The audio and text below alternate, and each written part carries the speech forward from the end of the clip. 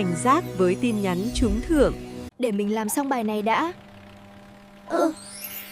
Điện thoại mình có tin nhắn gì vậy? Sao lại có hình quà nhiều thế này? An ơi, tớ vừa nhận được tin nhắn trúng thưởng điện thoại đó.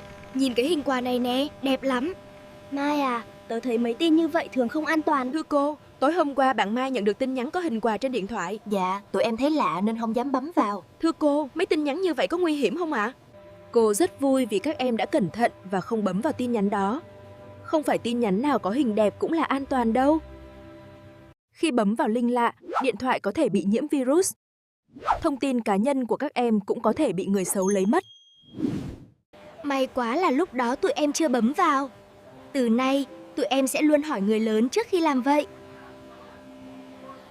Không tin nhắn lạ, không bấm link giả, cảnh giác mỗi ngày.